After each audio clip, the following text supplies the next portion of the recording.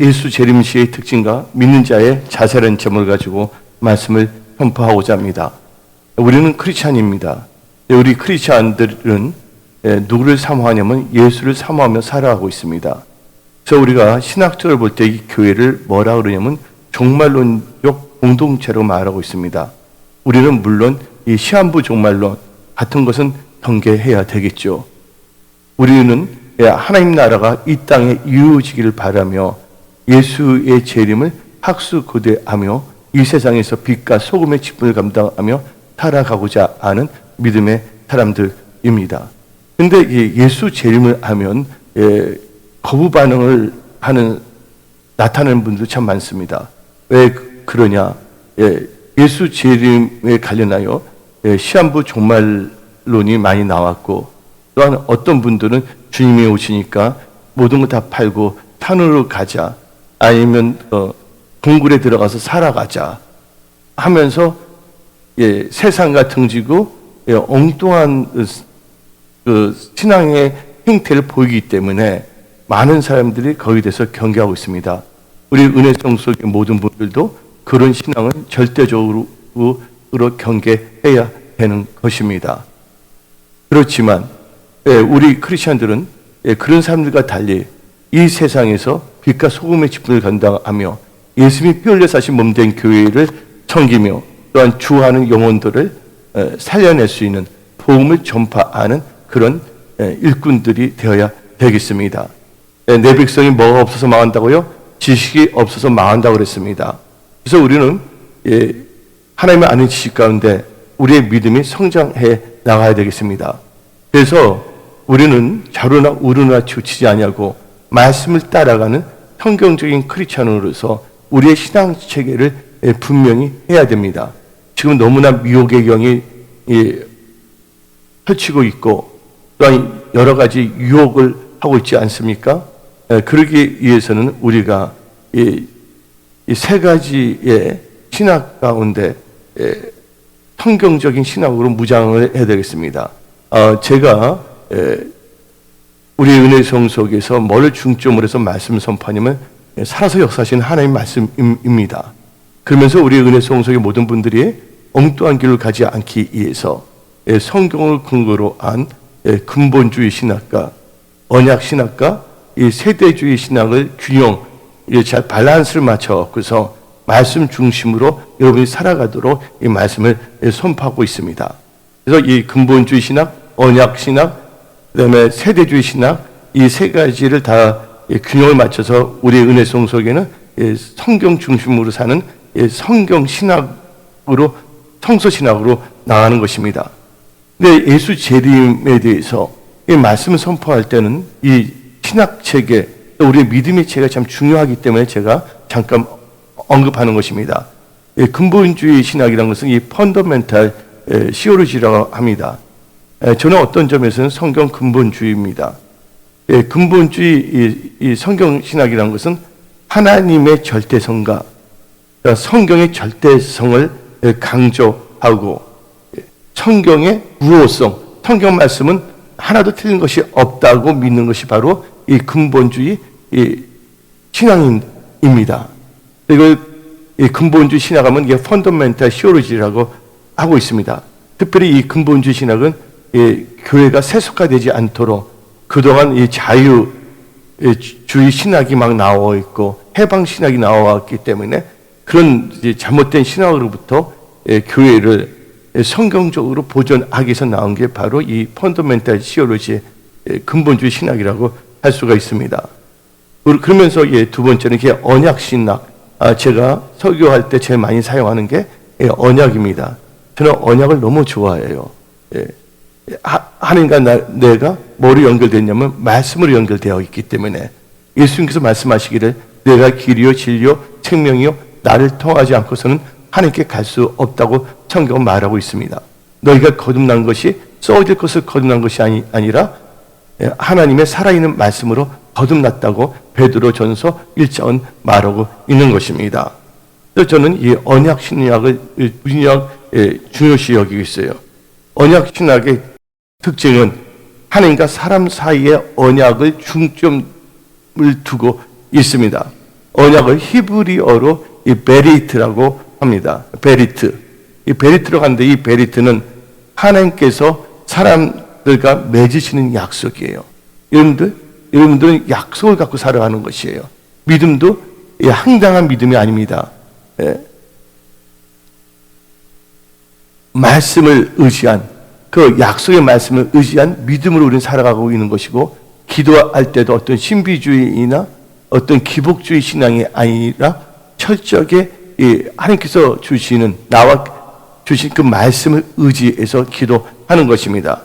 그래서 저는 이 성경을 뭐로 보냐면, 언약 신학에서는 성경을 하나님의 언약의 책이라고 규정하고 있습니다. 여러분들, 성경을, 하나님의 언약을 받은 자는 성경을 문자 그대로 보지 않습니다. 이걸 보는 순간 여러분들 소설책을 읽어보잖아요. 그럼 이거 다 글씨예요. 그냥 글자로 보고 그냥 느끼고 그런 거예요. 그러나 언약 신학의 특징은 이 기록된 성경을 볼 때 이 성경 말씀이 그냥 기록된 문자로만 끝나는 것이 아니라 이 문자를 통해서 하나님께서 나에게 말씀하고 계신다. 한마디로 말해서 이 하나님 말씀을 통해서 나는 살아간다. 이것이 바로 이게 언약 신학이에요. 그래서 대표적인 케이스가 신명기 29장 9절에 그런즉 너희는 이 언약을, 신명기 29장 9절 다시 읽어볼까요? 그런즉 너희는 이 언약의 말씀을 지켜 행하라. 그러면 너희가 하는 모든 일이 형통하리라. 우리 어떤 기복주의의 근거로 하는 어떤 형통이 아니라 이 성경 말씀을 근거로 해서 나가야 된다는 거예요. 그래서 창세기 17장 2절을 보게 되면 하나님께서 아브라함에게 다음같이 말씀했습니다. 내가 내 언약을 나와 너 사이에 두어 너를 크게 번성하게 하리라. 한마디로 언약의 말씀이 있는 자들은 잘 될 수밖에 없습니다. 근데 말씀이 없는 자들은 반석에 신앙이 세우지 않기 때문에 언제든지 무너질 수밖에 없습니다. 그래서 여러분 철저하게 언약 중심으로 살아가시기 바랍니다. 그러면서 제가 세 번째 강조한 게 뭐냐면 세대주의 신학, 언약 신학은 이제 커버넌트 시올로지라고 하는데 이 세대주의 신학을 디스펜세이셔널 시올로지라고 합니다. 그것은 어디서 나왔냐면 경륜이라는 단어, 디스펜세이션이라는 게 경륜도 됩니다. 이거 세대라고도 할 수가 있어요. 거기서 나온 게 세대주의인데 디스펜셔널리즘이거든요. 근데 그 근거로 하는 이유는 에베소서 3장 2절을 다 같이 읽어봅시다. 에베소서 3장 2절을 보게 되면 너희를 위하여 내게 주신 하나님의 은혜의 경륜을 너희가 들었을 터이라. 그 계시로 내게 비밀을 알게 하신 것은 내가 먼저 간단히 기록한과 같으니 그것을 읽으면 내가 그리스도의 비밀을 깨달은 것을 너희가 알 수 있으리라. 그래서 에베소서 3장 2절에 은혜의 경륜이 나오고 있어요. 이 경륜이라는 단어의 뜻을 알고 있습니까? 국어 사전을 보게 되면 어떤 그 목표, 어떤 비전 이런 걸 가지고 어떤 일을 조직적으로 계획하는 것이 바로 경륜이에요. 그러니까 하나님께서 이 세대주의 신학에서는 하나님께서 세대별로 하나님께서 뜻이 있다는 거예요. 예를 들자면 예수님이 오시기 전에는 무슨 시대가 있었어요? 율법 시대가 있었어요. 예수님이 오심으로 무슨 시대로 이제 바꿔집니까? 교회 시대로 바뀌십니다. 이 교회 시대를 은혜의 시대, 성령의 시대로 할 수가 있는 거예요. 그래서 이 하나님의 역사, 이 시간의 흐름에 따라서 역사하는 것을 하나님의 경륜이라고 합니다. 이것을 다른 말로 하면 세대 디스펜세이션인데 이것에서 나온 게 뭐냐면 디스펜셔널리즘, 세대주의라고 합니다. 특별히 여기에 관련된 교단은 침례교, 특별히 오순절 교단, 또한 하나님의 교회, 또한 성서 침례교회, 성경 말씀 그대로 믿는 이 교단들이 대부분 어디에 영향을 많이 받았냐면 이 세대주의 신학의 영향을 참 많이 받았어요. 그러나 우리는 근본주의 신학, 그러면 언약 신학, 세대주의 신학이 있는데 그쪽에 어느 하나에만 치우치지 말고 이 세 가지를 갖고 균형을 맞추면서 우리는 성서 신학, 성경 신학은요 교단 교파 상관이 없습니다. 언제 뭐를 중심으로 나가냐면 하나님의 말씀을 근거로 나가는 거예요. 우리 성경 신학이 다 갖고 있으면서 저는 뭐냐면 성경 근본주의면서 언약 이주로 나가는 목사입니다. 그래서 우리 은혜성소교회의 또 특징이 있죠. 은혜성소교회에 있어서 우리의 신앙이 말씀을 통해서 이 세 가지가 정립이 되어야 됩니다. 첫째가 창조론, 둘째가 속죄론, 세 번째가 재림론인데, 이 세상은 누가 창조했냐? 하나님이 창조하셨다는 거예요. 그래서 우리는 피조물이라는 걸 우리는 알아야 된다는 겁니다. 이게 분명히 이게 정립이 되어야 돼요. 두 번째는 속죄론. 우리의 죄는 누가 속했냐? 예수님께서 이 땅에 오셔서 십자가에 못 박히시고 피를 흘리시고 주셨잖아요. 우리가 예수를 영접하고 우리가 죄를 자백할 때 요한일서 1장 말씀대로 그 예수의 보혈로 우리의 죄가 뭐한다? 사해진다. 그래서 여러분들 이게 분명히 있어야 됩니다. 우리의 신앙은 반드시 뭐가 있어야 되냐? 예수의 피가 있어야 되는 거예요. 예수의 보혈이 있어야 되는 거예요. 출애굽할 때 이 장자들의 사망 사건이 있을 때 문설주에 머리를 붙인 자들은 양의 피를 붙인 자는 사망의 권세가 넘어가지 않았습니까? 그래서 우리는 이 세상 살 동안에 예수의 보혈을 의지해야 됩니다. 그러면서 세 번째가 재림론인데 우리가 너무나 지금 교회들이 세속화되어 가고 있어요.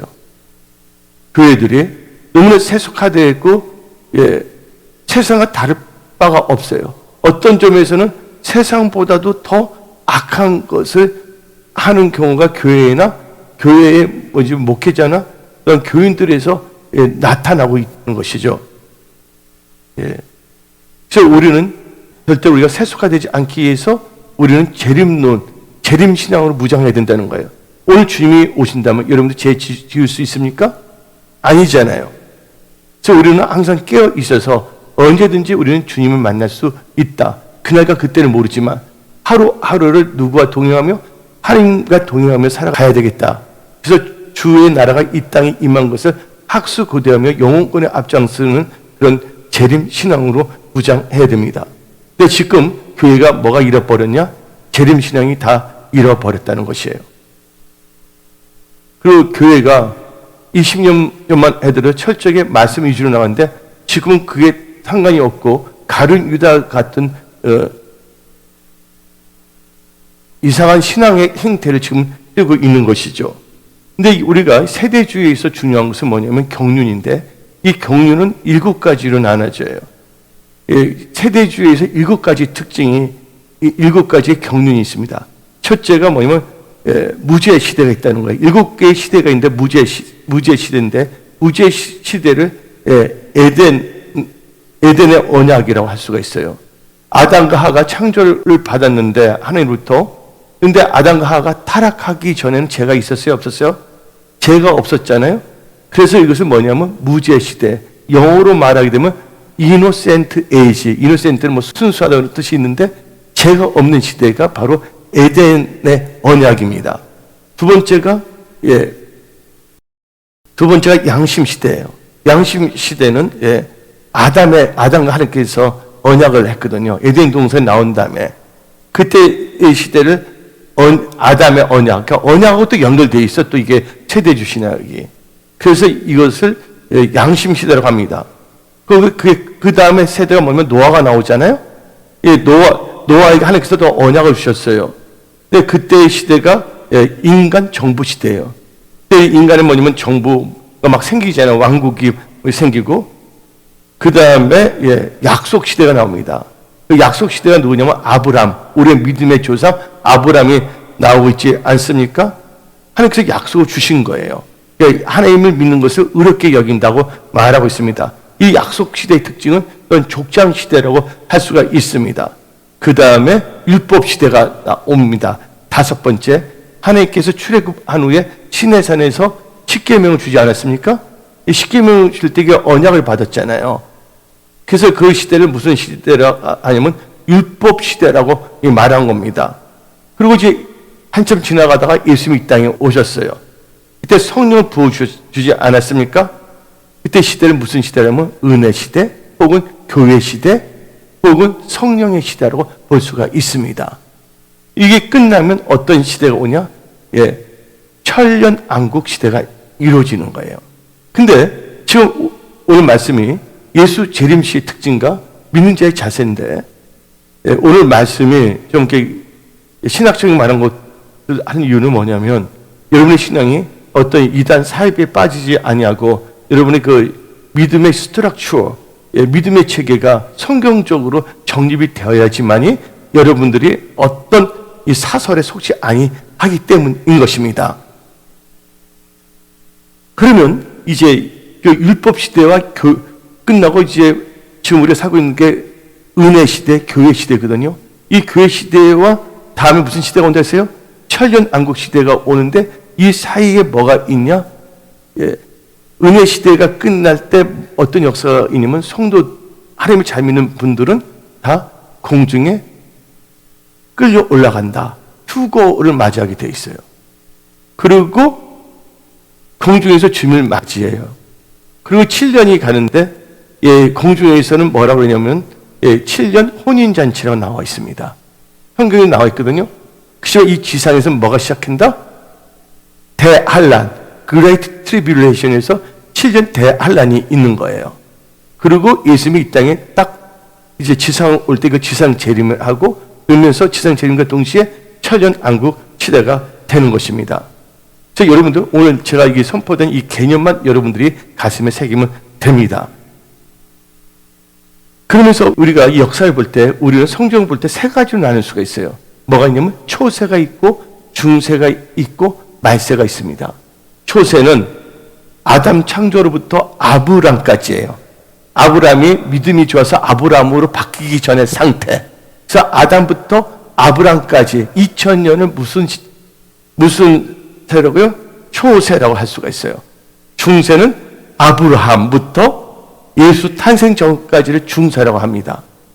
그리고 말세는 예수 탄생부터 예수의 재림까지를 말세라고 하고 있는데, 우리는 말세 중에서 어디에 살고 있냐면 말세 지말에 우리는 살고 있는 것입니다.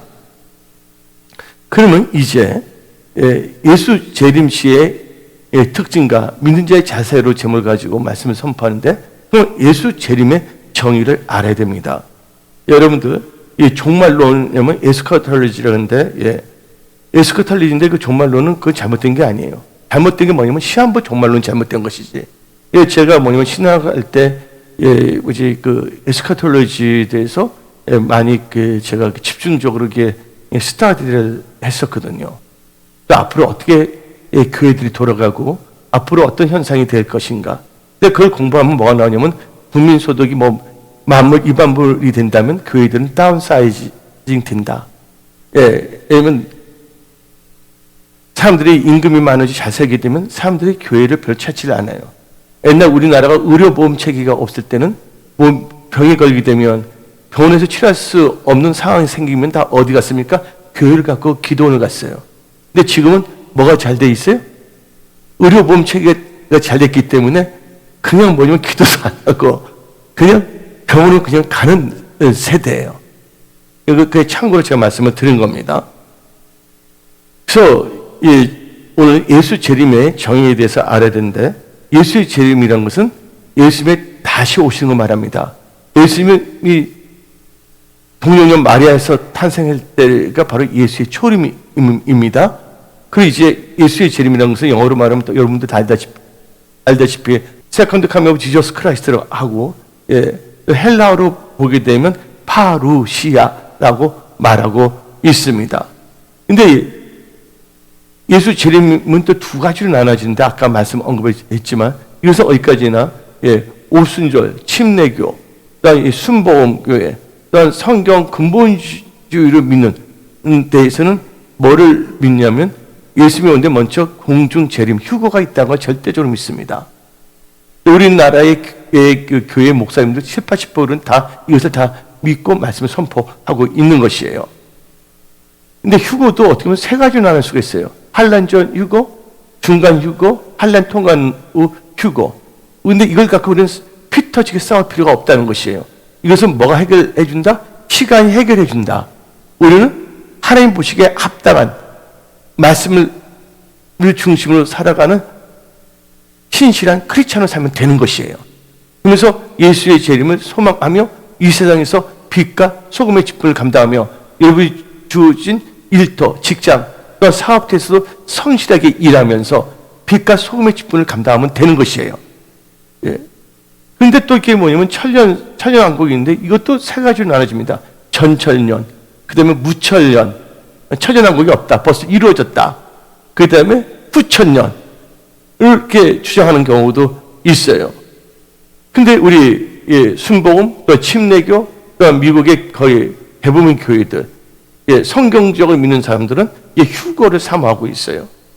휴거란 것은 모든 믿는 자에게 임한 것이 아니라 하나님 뜻대로 믿는 신실한 크리스찬들이 휴거에 동참할 수가 있다는 것입니다. 근데 이 근거는 어디 나와 있냐? 우리는 항상 성경을 근거로 해야 되는데 고린도전서 15장 51절을 봅시다. 51절, 52절 다 같이. 보라, 내가 너에게 비밀을 말하노니 우리가 다 잠잘 것이 아니요 마지막 나팔에 순식간에 호령이 다 변화되리니. 2절, 나팔 소리가 나매 죽은 자들이 썩지 아니할 것으로 다시 태어나고 우리도 변화되리라. 찬송가에 있죠. 나팔 불 때 나의 이름. 그래서 그게 이 근거로 나온 거예요. 그러면서 이것을 또 구체적으로 알리는 성경 말씀이 뭐냐? 데살로니가 전서 4장 16절 17절입니다. 다 같이 읽어봅시다. 주께서 호령과 천사장의 소리와 하나님의 나팔 소리로 치니 하늘로부터 강림하시리니 그리스도 안에서 죽은 자들이 먼저 일어나고 그 후에 우리 살아남은 자들도 그들과 함께 구름 속으로 끌어올려 공중에서 주를 영접하게 하시리니 그리하여 우리가 항상 주와 함께 있으리라. 우리가 어디로 끌려간다고요? 구름 속으로 끌어올라갔는데 여기서 나온 게 뭐냐면 단어가 납니다. 이 코트업이라고 합니다.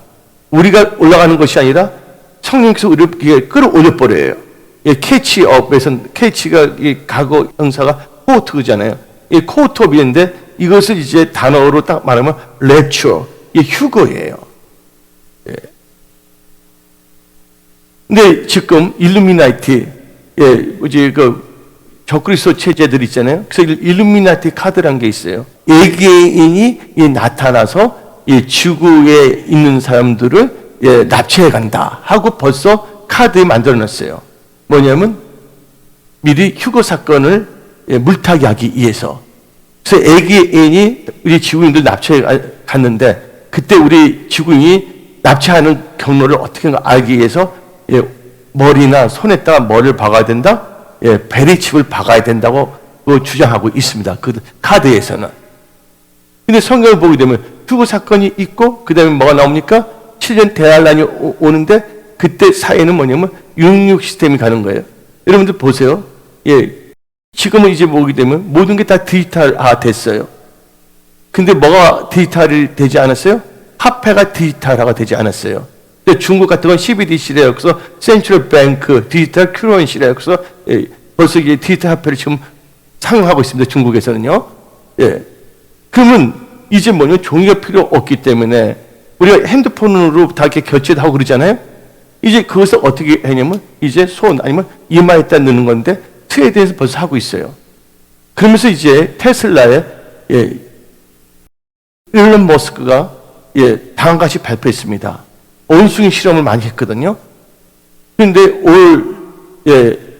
올해 연말부터는 사람들에게 칩도 넣을 수가 있다. 모든 게 다 끝났다고 발표를 했습니다. 거기에 대해서 간절히 사모했던 사람이 누구냐면 소프트뱅크의 손정희 애자, 그럼 마사요시 손이라고 해서 그분이 엄청나게 거기에 투자했었거든요. 칩 하나가 넣으면 영어, 일어, 스페니쉬, 중국어 모르는 사람도 그거 하나 딱 보면 다 언어를 다 할 수가 있는 거예요. 그러면서 뭐가 이제 실험이 끝났냐면 원숭이를 통해 갖고서 원숭이가 있는데 사람들도 내사 상태라는 게 있어요, 없어요? 내사 상태가 뭡니까? 뇌는 죽었는데 몸은 살아있는 것이에요. 근데 원숭이를 실험했어요. 원숭이에서 내사 상태가 된 원숭이에다가 한 원숭이인데 원숭이가 너무 힘이 없고 몸이 약간 디세이블드, 장애, 영어로 디세이블드라고 그러는데, 근데 그 원숭이의 뇌 있잖아요. 원숭이 뇌를 그걸 빼앗고서 내사 상태에 있는 그 원숭이의 뇌를 제거하고 거기다가 뇌를 이렇게 넣었는데 원숭이가 살아났어요. 근데 뇌는 그대로인데 몸은 다른 원숭이 사용하는 거잖아요. 이것을 뭐라고 그러냐면 지금 일론 머스크나 지금 과학자를 연구한 게 뭐냐면 업로딩이라고 합니다. 업로딩 그게 벌써 동물 원숭이에서 다 끝났다는 거예요. 그래서 우리는 인간은 죽지 않냐고 영원히 살 수 있다고 외치고 있어요. 누가 말했냐? 창세기에 뱀이 사람들에게 너는 죽지 아니한다, 영원히 산다 말했어요. 근데 하나님께서는 어떻게 말씀입니까? 선악을 알게 하는 나무의 열매를 따먹으면 정녕 죽으려고 말했습니다. 지금 여러분들 시대가 이렇게 나아가고 있어요. 여러분 핸드폰 갖고 있잖아요. 이 핸드폰은요 단순히 전화하는 기준, 전화용이 아니에요. 핸드폰을 대부분 여러분들 뭐 인터넷 보고 문자 메시지 보고 그것이고 가끔가다 전화를 사용하는 거예요. 이제 자동차도 이제 자율자동차가 생겨버리면 이제 자동차를 사용하지 말아야 돼. 왜냐면 자율적으로 나가고 거기서 뭐예요? 시간도 보내고 이렇게 나가기 때문에 기능이 단순히 운전이 아니라 더 다른 기능으로 나간다는 거죠. 우리가 이런 시대에 살고 있다는 거, 이런 모든 과학적인 이런 거 말하면 설교하려면 끝이 없기 때문에 너무나 지금 사람들이 이 시대가 어떻게 돌아가는 것을 너무 지금 모르고 있다는 것이죠. 지금 현재 여러분들은요 이 시대를 잘 분별하면서 여러분들 주어진 삶 속에서 하나님을 사랑하고 여러분의 삶 속에 성실히 살아가면서 하나님의 선한 청지로 살아가는 그런 분들이 다 되시기 바랍니다. 그래서 이 휴거를 이야기하다가 이제 일루미나티, 딥스테이트에서 외계인이 납치 계획까지 말을 했습니다. 그래서 예수님이 재림에 대해서는 두 가지가 있는데, 특별히 이 세대주의 신학과 오순절교단 침례교 신학에서는 공중재림과 지상재림이 있다는 것을 참고로 아시기 바랍니다. 네, 두 번째로 우리 예수 재림시의 특징이 있습니다. 예수 재림시의 특징은 뭐가 같냐? 노아 때 같다는 것입니다. 왜 그러냐? 오늘 성경 말씀 누가복음 17장 26절을 봅시다. 누가복음 17장 26절 노아의 때 된 것 같이 인자의 때도 그러하리라. 예수님이 재림하실 때 이 시대가 무슨 때와 비슷하게 되냐? 노아의 때 같이 된다는 것입니다. 노아의 때의 특징은 네 가지가 있습니다. 이 네 가지를 보면 여러분들 다 동의할 거예요. 첫째, 사람의 죄악이 가득해 세상에. 개역 한글에서는 죄가 관영했다고 합니다. 근데 개역 개정에서는 창세기 6장 5절 읽어봅시다. 여호와께서 사람의 죄악이 세상에 가득함. 저 지금 사람들은요, 제가 죄인지도 모릅니다. 제가 죄인지도 몰라요. 두 번째는요, 사람의 마음의 생각의 모든 계획이 악합니다. 다 같이 창세기 6장 5절 봅시다. 여호와께서 사람의 죄악이 세상에 가득한가? 그의 마음으로 생각하는 모든 계획이 항상 악할 뿐이니라. 아주 악합니다. 이번 보시기 바랍니다. 자기가 아들을 낳는데 아들을 돌보지도 않았어요. 근데 아들이 누나가 키우는데 50살이 50년이 지났는데 엄마가 나타나고서 보험 받기 위해서 나타났어요. 그러면 신문에 나지 않았습니까? 그리고 노아 때 사람들의 특징이 뭐냐면 부패했다는 거예요. 창세기 6장 12절 봅시다. 창세기 6장 12절 하나님이 보신즉 땅이 부패하였으니 이는 땅 위에 모든 혈육 있는 자 행위가 부패하였습니다. 부패했다는 거예요. 이 부패했다는 것은 이 노아가 살았을 때 그때 사람들은 다 노아의 친척들이에요. 다 아담의 후손들이에요. 그들 다 하나님이 계신다고 다 알고 있지만 세속화가 돼버렸습니다. 근데 그들이 마음이 부패했다는 것은 사탄의 유혹에 다 넘어갔다는 거예요. 아담과 하가 사탄의 게임에 자기가 응함으로 선악을 알게 하는 나무의 열매를 따먹으로 말미암아 에덴 동산에서 추방당한 것처럼 그럼 그걸 알고서 이들은 신앙생활 잘했어야 되는데 이들의 마음이 부패했다는 건 사탄의 미혹에 다 넘어갔다는 것입니다. 노아 가족만 빼놓고 어떻게 알 수가 있냐? 고린도후서 11장 3절을 봅시다.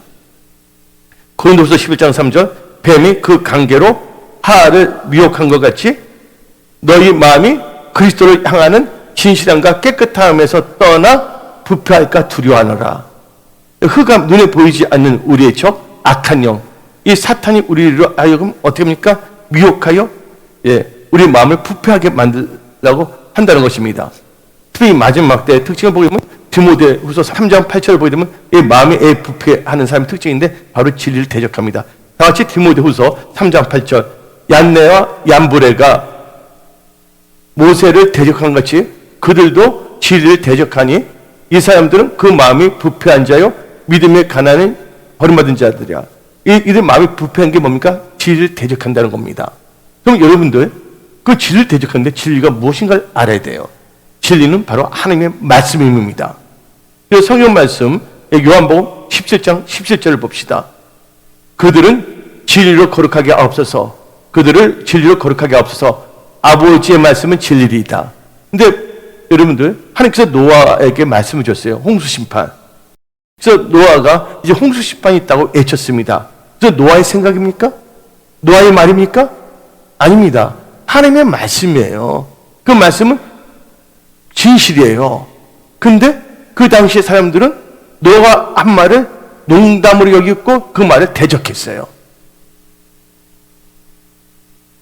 그래서 여러분들은요, 이 말씀 중심으로 나가야 됩니다. 여러분들이 거듭난 것은 썩어질 것을 거듭난 것이 아니라 살아있는 하나님의 말씀을 거듭났기 때문에 하나님께 주신 이 말씀을 농담으로 여겨서는 안 됩니다.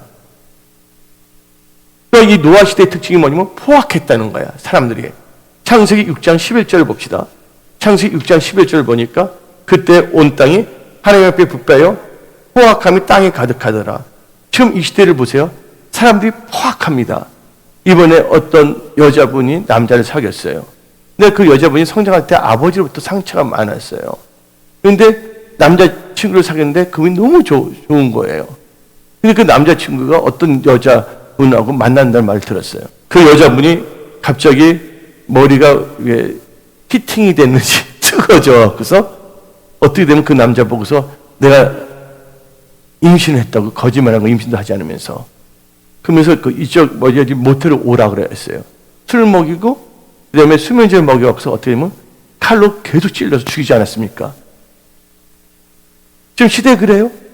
또 뭐 아들의 부모를 어떻게 합니까? 때려서 죽이고 너무나 포악한 시대라는 걸 우리는 알 수가 있습니다. 무정한 시대예요. 또 엄마가 말하잖아요. 아들에게 너 제발 게임하지 마, 노름하지 마, 공부하라니까 그 아들이 엄마가 너무 괘씸하다 하였고서 어머니를 주먹을 때려 죽이지 않나. 지금 이 시대가 무슨 시대가 비슷하다고요? 노아 시대에 똑같은 거예요. 그래서 노아 시대의 특징 네 가지가 뭡니까? 죄가 간영했다, 마음의 생각의 계획이 악하다, 세 번째가 부패하다, 네 번째가 포악하다. 그러니까 이 예수 재림시의 특징은 노세 때와 똑같습니다. 누가복음 17장 28절을 봅시다. 또 노세 때가 흐르니 사람들이 먹고 마시고 사고 팔고 신고 집을 짓더니 여기서 보게 되면 사고 팔고 사람들이 하나님보다도 뭐에 더 관심 있냐? 만모니즘, 다 돈에 다 미쳐버렸어요. 오늘 이 시간에 예배 시간에 10억 준다고 하면 주의 성수하나 거기 갈 사람은 우리 은혜 성수에는 없을 믿습니다. 다 뭐냐면 매매. 그래서 사탄은 인간의 특징을 다 파악했어요. 그래서 어떻게 되냐면 그가 준비한 게 사람들이 노세 때는 사고 팔고 그러잖아요. 사고 파니까 뭐를 아냐? 우리 인간들의 연약한 점이 뭐냐? 사고 파는 거다. 오늘 미쳤다. 그래서 그 점을 이용해서 다 이들 장악해야 되겠다. 여기서 무슨 시스템을 만듭니까? 666 시스템. 이마나 오른손에 뭐를 받지 않으면 표를 받지 않으면 사거나 팔지 못하게 하겠다. 여러분들 열심히 일을 하세요. 그러나 하나님께서 분명히 말씀하시기를 이마나 오른손에 표를 받으면 형벌이 영원하다고 요한계시록 14장은 말하고 있습니다. 여러분들은 어떤 사람의 견해를 따라가면 안 됩니다. 목사들도 가짜 목사들도 참 많은 것 같아요. 그래서 여러분들 항상 성경 말씀을 꼭 점검하며 나가십시오. 그 노세 특징이 뭐냐면, 노세 특징이, 동성애가 아주 만연됐던 시대가 노세 시대예요. 그래서 창세기 19장 4절 5절 읽어봅시다. 창세기 19장 4절 5절. 그들이 눕기 전에 그성 사람 그 소돔 백성들이 노소를 막론하고 언근에서 다 모여 그 집을 에워싸고 롯을 부르고 그에게 이르되 오늘 밤에 너에게 온 사람들이 어디 있느냐 이끌어내라 우리가 그들을 상관하니라. 이때 남자들이 할아버지나 어린애들이 다 모였고 그 천사들을 남자로 알고서 그 두 명 내놓아서 우리가 성적으로 강간하겠다는 거예요. 상간이라는 뜻이 그 뜻이거든요. 바로 이 소돔이 뭐가 만연했냐면 남색이 만연했다는 거예요. 소돔이라는 단어는 어디서 나왔습니까? 소돔에서 나옵니다. 소돔이라는 뜻이 뭐냐면 남성 동성연애예요. 근데 이걸 두 자로 만들자면 남색이에요. 지금 보세요. 이 동성애가 다 합법화가 되고 있어요. 2000년대 네덜란드에서 동성애를 합법화시켰어요. 이제 뭐 영국, 불란서, 미국 다 보면 잘 사는 나라가 다 보면 합법화가 된 거야. 아프리카 같이 힘든 나라에서는 합법하지 않았어요. 아시아에서는 동성애 합법한 나라가 어디냐? 타이안, 대만에서 이거 합법화 시켰습니다. 근데 성경이 말할 때 로마서 2장을 보게 되면 동성애는 분명히 죄라고 성경은 말하고 있다는 걸 아십시오. 여러분들 어떻게 남자 여자가 되고 여자 남자가 될 수가 있습니까? 남성과 여성은 뭐로 구별합니까? 염색체. 그래서 이 마지막 때 여러분들은요, 조심해야 됩니다. 저 미국에는 동성애 교회도 참 많아요. 웬만한 교단들이 다 동성애를 인정하고 목사들 동성애 목사를 다 안수하고 있습니다. 지금 많은 사람들이 성경대로 살아가려고 하지 않냐고 이 사회적으로 자기의 좋은 것을 추구하려고 합니다. 세상 징조는 나날이 갈려도 우리는 우리의 믿음을 지켜야 되는 것입니다. 또 예수 재림시의 특징이 방탕함과 술 취함과 생활의 염려와 마음이 둔감해집니다. 다 같이 누가복음 21장 32절부터 35절 읽어봅시다. 내가 진실로 너에게 말하노니 이 세대가 지나가기 전에 모든 일이 다 이루어지리라. 천지는 없어지겠으나 내 말은 없어지지 아니하리라. 너희는 스스로 조심. 그렇지 않으면 방탕함과 술 취함과 생활의 염려로 마음이 둔하여지고 뜻밖의 그날이 덕화같이 너에게 임하리라. 이 날은 온 지구상에 거하는 모든 사람들에게 35절 임하리라. 지금 보세요. 사람들이 돈이 있으면 방탕합니다. 술 취하는 것은 간단해요. 여러분들 돈이 있든 없든 다 술 취해요. 돈이 많은 사람들은 뭐 꼰약이라니 비싼 것을 먹고 돈이 없는 사람은 그 나름대로 뭐냐면 좀 싼 술을 살고 정 없다면 에틸 알코올도 마시더라고요. 하다 보니까 자기들 술을 만들어서 먹는다고. 이게 술 취함. 근데 세 번째는 지금 보세요. 경제적으로 양극화가 되니까 생활의 염려가 생겨 안 생겨요? 그건 그분이 나빠서가 아니라 이 세상에 대해서 경제적인 압박감에 생활의 염려. 그러다 보니까 그 세 가지에 빠지다 보니까 마음이 둔해져 갖고서 크리스찬으로서 올바른 신앙생활을 못하고 있다는 것이에요. 여러분들 하나님 나라와 의를 먼저 구한다면 하나님께서 여러분들 필요한 모든 것을 다 하나님께서 다 채워주십니다. 여러분들 믿음으로 사십시오. 하나님은 살아서 역사하십니다. 이 예수 재림시의 특징이 뭐냐? 배교의 역사가 일어납니다. WCC 종교 혼합주의. 지금 이 교회들 보게 되면 신천지 때문에 그들이 뭐냐면 우리 교회 앞에 들어오면 뭐가 딱 써져 있어요? 신천지 출입금지 딱 써져 있잖아요. 신천지는 수단과 방법을 가지고 사람들 등록시킨 다음에 그 교회를 뭐냐면 인수를 해버리는 거예요. 뺏어버리는 거야. 그것을 뭐냐면 산옮기기라고 합니다. 목사들도 거기 넘어가고 있고, 뭐 정치인들도 어디 하기위해서 하고 있고. 여러분들 하나님께서는 분명히 말했습니다. 이단은 분명히 경계하라고 성경은 말하고 있습니다. 다 같이 대사를 데살로니가 후서 2장 봅시다. 종교 혼합주의 조심해야 됩니다. 요새 보게 되면 양복 입은 무당들이 많습니다. 양복과 정장 입은 무당들 누굽니까? 그들은 뭐를 따르냐?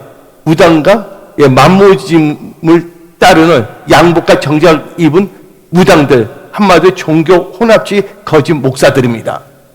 네. 한번 읽어봅시다. 데살로니가 후서 2장 3절. 누가 어떻게 하여도 너희가 미혹되지 말라. 먼저 배교하는 일이 있고 저 불법의 사람 그 멸망의 아들이 나타나기 전에는 그날이 이르지 아니하리니 그는 대적하는 자라. 신이라 불리는 모든 것과 숭배함을 받는 것에 대항하여 그 위에 자기를 높이고 하나님의 성전에 앉아 자기를 하나님이라고 내세우니라. 그래서 여러분들 한국교회는요 벌써 10년부터 종교혼합주의로 물들었습니다. 이제는 아무 말 하지 않습니다. 근데 여러분들 어떤 사람 예수 믿으면 예수 영접해. 근데 예수를 영접하는데 뭐냐면 마음 맡겨도 믿어. 그리고 당군신도 믿고 그러면서 뭐냐면 아기 처녀신도 믿고 마구 할아버지도 믿고 그럼 예수 믿는 거예요? 안 믿는 거예요? 예수를 믿는다는 것은 예수 외에는 다른 신이 없다는 것을 의미하는 것이에요. 그리고 이제 종교 혼합주의에 있다가 이단이 설칩니다. 신천지 보세요. 한마디로 지금 보게 되면 무당과 이단이 설치는 사회가 됐어요. 우리는요 절대적으로 우리 공산주의를 경계해야 됩니다. 그러면서 우리는 뭐예요? 종교 혼합주의 다 경계해야 되는 것이에요.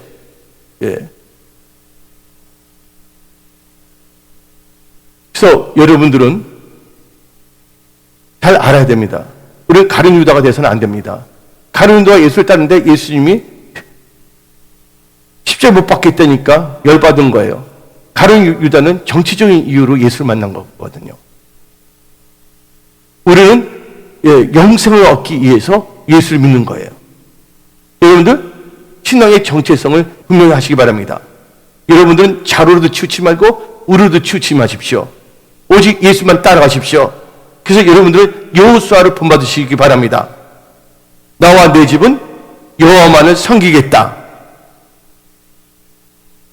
지금 이 바른 말을 하는 목사들이 적어지고 있어요. 말해봤자 도리어 덤벼드니까 그래 너 그렇게 살아라. 난 내 믿음 지키겠다 하는 시대가 된 것입니다. 나중에 하나님 앞에 섰을 때 하나님부터 어떤 심판을 받는가에 대해서는 지금 잘 생각을 해봐야 되는 것입니다. 알았음에도 불구하고 엉뚱한 것을 선택했을 경우에는 하나님이 죄 없다 하지 아니할 겁니다. 그리고 예수 재림시의 특징이 난리, 전쟁, 기근, 거짓 선지자의 미혹들이 많다는 것입니다. 불법이 성하고 마태복음 24장 6절 7절 읽어봅시다. 난리와 난리의 소문을 듣겠으나 너희는 상각 두려워하지 말라. 이런 일이 있어야 돼. 아직 끝은 아니니라. 민족이 민족을 나라가 나라를 대적하여 일어나겠고 곳곳에 기근과 지진이 있으리니. 그 다음에 11절 12절 봅시다. 11절 거짓 선지자가 많이 일어나 많은 사람을 미혹하겠으며 불법이 성함으로 많은 사람의 사랑이 식어지리라. 미혹이 있고 불법이 성합니다. 지금 불법이 엄청납니다. 지금 많은 사람들이 이상한 논리 다 빠져버렸어요. 내가 보면요 우리 성경에 빠지지 어떤 진보 진영이나 보수 진영의 논리에 빠져서는 안 됩니다. 우리 크리스천은 어디에 빠져야 된다고요? 말씀에 빠져서 우리 크리스천들이 뭐가 됩니까? 이 세상에서 빛과 소금의 직분을 감당해야 되겠고 목사들과 성도들은 정직해야 됩니다. 하나님의 말씀을 선포해야 되고 보수 진영이나 진보 진영에 있는 사람들 다 말씀을 선포함으로 그들 다 예수 믿는 자들로 만들어야 되는 것이 바로 우리 교회의 사명이라는 것을 여러분들은 깨달으십시오. 그러면 우리는 이제 예수 재림시의 특징을 다 알았습니다. 그럼 우리 믿는 자의 자세, 우리 믿는 자가 어떤 자세를 가져야 되냐? 노아와 같은 믿음을 가져야 됩니다. 노아와 같은 믿음인데 창세기 6장 8절 그러나 노아는 여호와께 은혜를 입었더라. 우리는요 은혜 가운데 살아야 된다는 거예요. 여러분들 은혜 가운데 살기를 원하십니까? 저 은혜 시대인데 은혜 가운데 살기 위해서 여러분들 겸손하십시오. 야고보서 4장 6절 봅시다. 하나님은 겸손한 자에게 은혜를 부어 주시는 것입니다. 야고보서 4장 6절 그러나 더욱 큰 은혜를 주시니 그러므로 이르시되 하나님이 교만한 자를 물리치시고 겸손한 자에게 은혜를 주신다 하였느니라. 그러면 겸손하면 은혜 주시는 거예요. 예. 저 성경 말씀을 보게 되면 잠언 22장 4절에 겸손과 여호와를 경외함의 보상은 재물과 영광과 생명이라고 했습니다. 이 노아의 믿음의 특징은 뭐가 있습니까? 하나님과 동행했다는 것입니다. 한번 읽어봅시다. 9절에 이것은 노아의 조건이라 노아는 의인이여 당대에 안전한 자라. 그는 누가 동행했다고? 하나님과 동행했어요. 여러분 휴거를 사모하십니까? 최초의 휴거가 된 사람이 누구냐? 에녹입니다. 에녹은 하나님과 동행했다고 나와 있어요. 365년을 하나님과 동행한 것입니다. 거기에 우리 초점을 맞춰야지 어차피 이 세상은 다 멸망합니다. 예? 여기서 피 터지게 뭐 누구 어쩌고 있잖아요. 그 이전에 내가 하나님 앞에 바로 섰는가를 생각해야 돼요.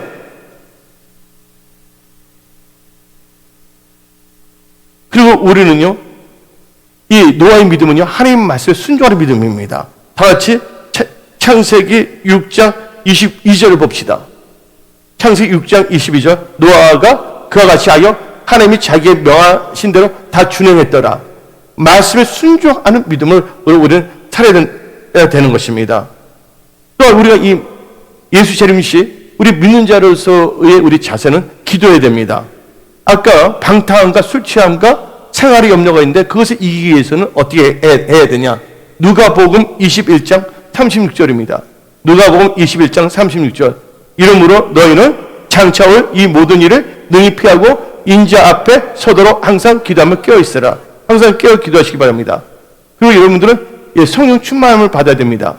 성경 말씀을 보게 되면 여처녀가 나오는데 5명의 슬기로운 처녀, 5명의 어리석은 처녀가 있는데 어리석은 5처녀는 등은 준비했는데 기름은 준비하지 않았습니다.